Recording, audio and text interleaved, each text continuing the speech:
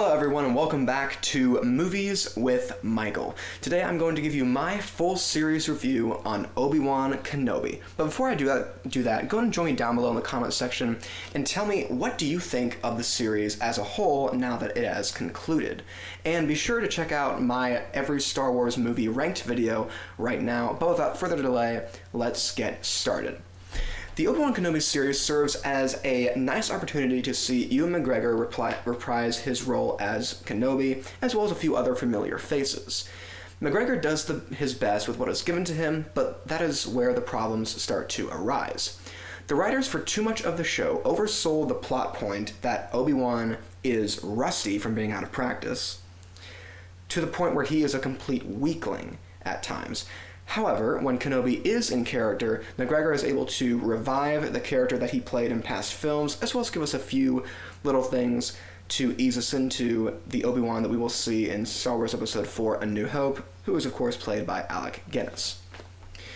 Every time we got to see Hayden Christensen as Darth Vader, aka Anakin Skywalker, was great, but we didn't get nearly enough of those scenes.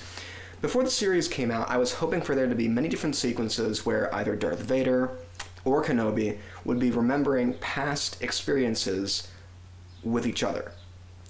But we only got one of those scenes, and it was in the 5th episode of the series. Even then, Darth Vader isn't in the show as much as I thought he would be, or as much as I would want him to be. And this was the biggest misfire, I think, for Christensen's sake, because that would have given him and McGregor more opportunities to add more to each of their characters in the past and present. Now, if you've been a Star Wars fan for a while, you would know that one of the main issues with Star Wars and media is the writing, and that issue is unfortunately prevalent in this series. The character of Reva is another one of Star Wars' terribly written characters. Now, I would have been less agitated about it if she would have been a side character, but she's practically our main antagonist, which is not a good decision because I think Darth Vader would have been much better as the main villain of the show. But now that I think about it, I think we see more of Reva than we do of Darth Vader.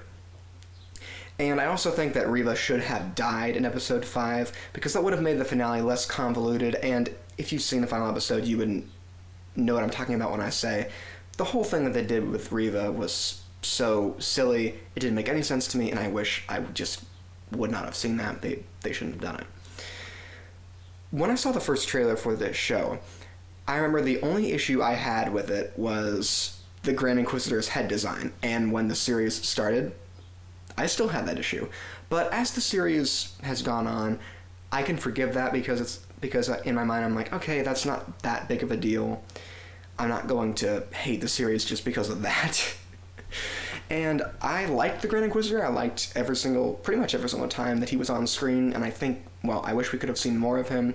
And on the topic of the Inquisitors, for the other Inquisitors that we see in the show, we didn't get to see them do hardly anything.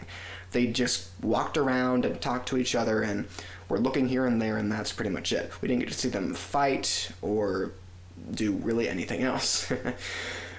And it was cool to see Fortress Inquisitoris, and it was cool to see some of the other areas, but except for that area that Obi-Wan and Darth Vader were in their final duel, I wasn't really like, oh wow, this is a cool area, besides of course Fortress Inquisitoris. So, with that being said, the Obi-Wan Kenobi series it gives you good individual scenes with familiar faces, but it suffers greatly from focusing on the wrong characters and inconsistent writing. The show is good enough though, and I will give it a 6 out of 10. With that being said, everyone, thank you all so much for joining me today, and remember to tell me what you thought of the Obi-Wan Kenobi series down below in the comments section. But that's all for now, and I'll see you all next time.